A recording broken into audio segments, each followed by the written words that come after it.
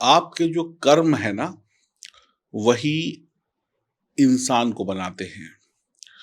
बुरे कर्म करेंगे तो आप मिटते चले जाएंगे।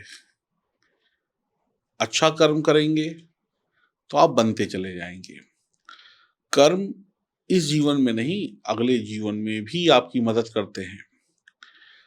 आपकी जुबान मीठी होगी तो सारी दुनिया आपके साथ होगी। आपकी जुबान कड़वी होगी तो आपको तिरस्कार मिलेगा। तिरस्कार का मतलब है लोग आपसे दूर भागेंगे। आपके साथ कुछ बढ़िया होने वाला है। अब ये ग्रह कैसे बढ़िया सहयोग बना रहे हैं, ये मैं आपको इस वीडियो में बताने वाला हूं। अगर आप मेष राशि की महिला या पुरुष हैं तो वर्तमान में हम 2025-26 की बात नहीं कर रहे हैं, हम आने वाले वक्त की बात कर रहे हैं। इसमें आपको क्या शुभ परिणाम मिलने वाले हैं, क्या बढ़िया होने वाला है, क्या जीवन में बदलाव हो सकता है। मैंने क्या कहा, क्या जीवन में बदलाव हो सकता है, जरूरी नहीं कि बदलाव हो। बदलाव तभी होगा जब आप सही तरीके से अपने सितारों को सही रखेंगे। मेरा नाम है एस्ट्रोलॉजर सचिन सिक्का और आपके लिए मैं लेकर आया हूं, यानी मेष राशि वालों के लिए लेकर आया हूं कुछ अच्छी बातें। कहते हैं जैसे विचार होते हैं वैसे ही हमें सब कुछ देखने को मिलता है। जो हमारी सोच होती है ना, अगर हम अच्छा सोचे तो अच्छा मिल जाता है, बुरा सोचे तो बुरा मिल जाता है। एक कहावत है, जैसा खाया अन्न वैसा हो गया मन। अब ध्यान से देखिए अपनी गोचर कुंडली को। लग्न में बैठे हुए हैं गुरुदेव राहु के साथ में, शनिदेव बैठे हुए हैं 11वें भाव में और केतु बैठे हुए हैं 7वें भाव में। तो 11वां भाव लाभ का है, प्रॉफिट का है, धन लाभ का है, पारिवारिक सुखों का है। लग्न यानी कि हमारा पूरा जीवन, पूरा शरीर। काल पुरुष की कुंडली में लग्न जो है वो प्रथम स्थान पे आता है। राहु के साथ गुरुदेव बैठे हुए हैं। राहु एक अशुभ ग्रह है, एक कन्वर्टेड देवता है। पहले पहले क्या थे, राक्षस, और बाद में बन गए देवता अमृत पीने के बाद। गुरु अपनी ही गद्दी पर बैठे हुए हैं, राजा की गद्दी पर बैठे हुए हैं, जो आपको ज्ञान, पैसा, धन, संतान सुख, शिक्षा का सुख, हर प्रकार का सुख देने के लिए बैठे हुए हैं यहाँ पर। लेकिन राहु जो है बीच में दीवार बनकर खड़ी है। राहु भ्रमित कर रहे हैं आपको। कहते हैं ना, हाथ जुपिटर एक हाथ बढ़ाते हैं आपको देने के लिए, राहु उसको खींच लेते हैं। राहु हर काम की शुरुआत में भ्रम पैदा कर देते हैं, बाधा पैदा कर देते हैं। जब भी कुछ अच्छे होने वाला, और ये कब से हो रहा है, पिछले 1.5 साल से हो रहा है। पिछले 1.5 साल से, 18 महीनों से आप देख रहे हैं कि जब भी आप किसी काम की शुरुआत करते हैं तो उसमें या तो बाधा आ जाती है या कोई रोक टोक आ जाती है। जीवन में खुलापन नहीं है, बंदपन है। जैसे हम बंद हुए जा रहे हैं किसी डब्बे के अंदर। राहु कई बार कहते हैं कि अरे मेहनत मेहनत छोड़ो, दूसरे के पैसे पे ऐश कर लेते हैं। यानी कि आपको दूसरे के पैसे पे ऐश करने वाला इंसान बना देते हैं। यहाँ पे राहु जितना जुनून, जितना जोश नहीं चाहिए, उससे दुगना जुनून आपको दे देंगे। यानी कोई भी चीज ज्यादा हो जाए तो भी खराब है। तो आप ओवर कॉन्फिडेंस में चले जाते हैं और अपना नुकसान कर बैठ रहे हैं पिछले 18 महीनों से। आप अपनी पहचान को बनाने के लिए तरीका ढूंढते हैं, लेकिन राहु उसमें कोई ना कोई विघ्न डाल देते हैं। आप अलग अलग तरीकों से नई नई खोज करके कुछ ना कुछ नया करने की कोशिश करते हैं, राहु आके उसमें बाधा डाल देते हैं। सेहत पर भी प्रभाव डाल रहे हैं, शरीर के ऊपरी हिस्से पर भी प्रभाव डाल रहे हैं, कमर के ऊपरी हिस्से पर।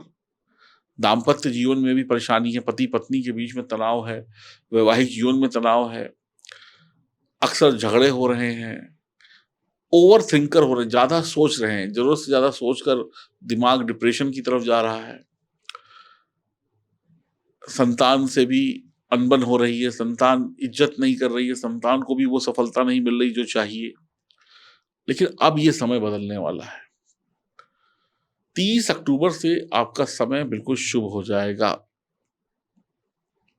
राहु राशि परिवर्तन कर रहे हैं और गुरुदेव अकेले हो जाएंगे, बिल्कुल स्वतंत्र हो जाएंगे आपको हर प्रकार के सुख देने के लिए, क्योंकि वो लग्न में बैठे हैं, राजा की गद्दी पे बैठे हैं और अपने मित्र मंगल के घर में बैठे हैं, मंगल की राशि में बैठे हैं। तो 1.5 साल से जो राहु परेशानी दे रहा था अब वो खत्म। राहु जाएंगे और गुरु अकेले हो जाएंगे। और गुरु अकेले होते ही आपके जीवन में सौभाग्य के दरवाजे जाग जाएंगे, खुल जाएंगे।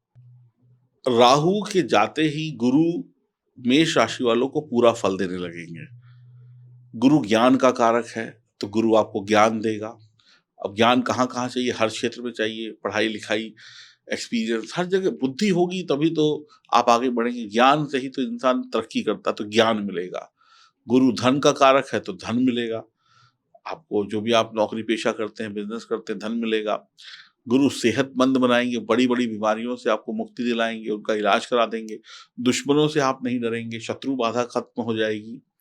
अध्यात्म की तरफ भी आप आगे बढ़ जाएंगे, ईश्वर में विश्वास करने लगेंगे, समाज में सम्मान मिलेगा, घर में सुख शांति होगी।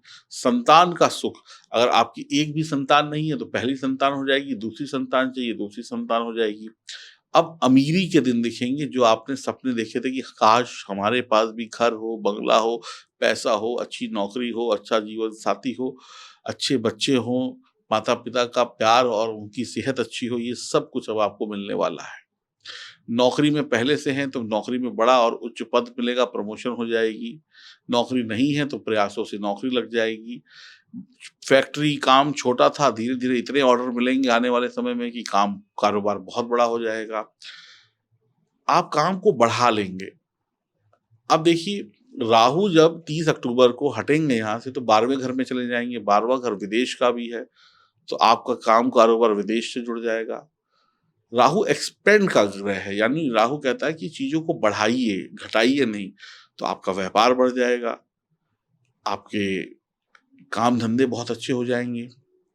एक्सपेंशन चाहिए राहु को, अमीरी शुरू हो जाएगी। फैमिली प्लानिंग कर सकते हैं आप। उच्च शिक्षा, अब किसी को विदेश में शिक्षा चाहिए तो विदेश में शिक्षा, क्योंकि राहु 12th हाउस में तो बिल्कुल मिल जाएगी। विदेश में आपको शिक्षा मिलनी शुरू हो जाएगी। द्वितीय संतान के योग हैं, संतान सेहतमंद होगी, संतान की तकलीफें दूर होंगी। प्रेम संबंधों में भी सुधार आ जाएगा। जो जो प्रेमी प्रेमिका के बीच में लड़ाई झगड़े चल रहे थे, आपस में खटपट चल रही थी, वो खत्म हो जाएगी। नए प्रेम संबंध भी बन सकते हैं।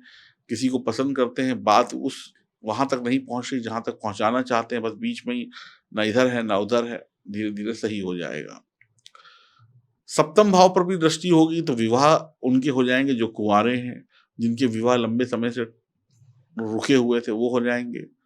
वैवाहिक जीवन में प्यार हो जाएगा, पति पत्नी के बीच की तकरार खत्म हो जाएगी। यकीन मानिए, अगर आपकी शादी इस समय में हो जाती है और आपकी जन्म कुंडली में भी गुरु लग्न में बैठे हैं, तो आपकी किस्मत खुल जाएगी, यानी शादी के बाद तरक्की हो जाएगी।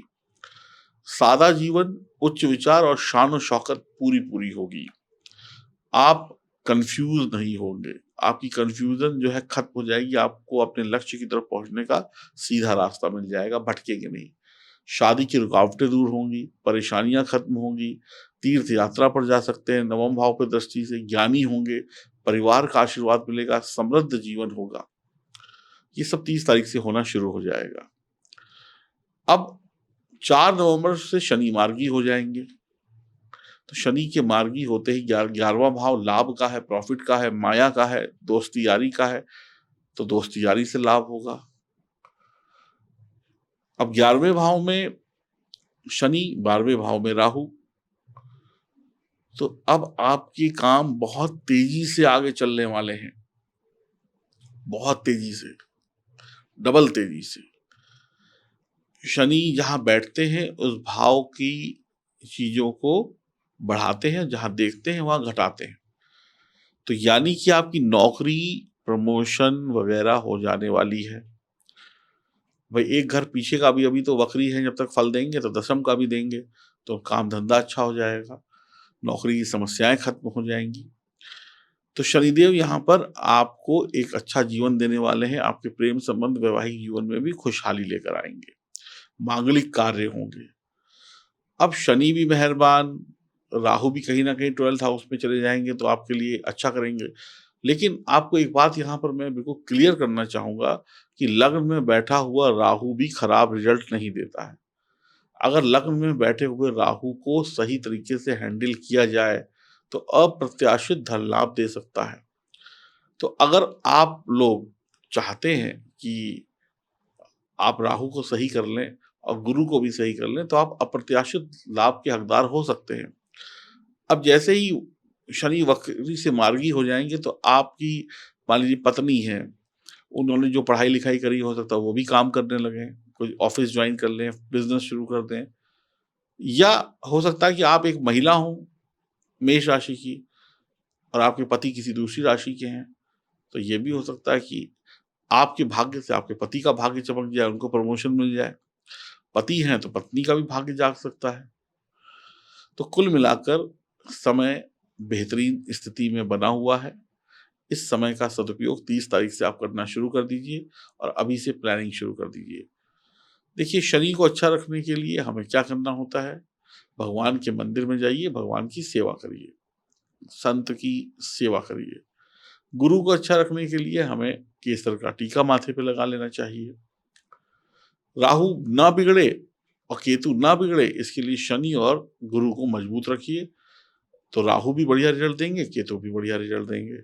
हाँ, कोई कर्जा वगैरह है, कोई बेवजह के शौक हैं आपके, जो शौक रोके जा सकते हैं, उनको रोकिए, बेवजह के कर्जे वगैरह मत लीजिए। तो कुल मिलाकर मैं यही कहूँगा कि आप जो 18 महीनों से परेशान थे, अब वो समाप्त हो रहा है। अब आपके लिए एक सुंदर और बढ़िया वक़्त 30 तारीख से आ जाएगा और इस वक़्त की जो छोटी-छोटी खुशियाँ हैं ना, वो आपको पहले से ही दिखनी शुरू हो जाएँगी, अगले हफ्ते से या 1 हफ्ते 10 दिन पहले से। तो आप लोग एन्जॉय करें, वीडियो को शेयर करें, लाइक करें और कमेंट बॉक्स में राधे-राधे ज़रूर लिखें। नमस्कार।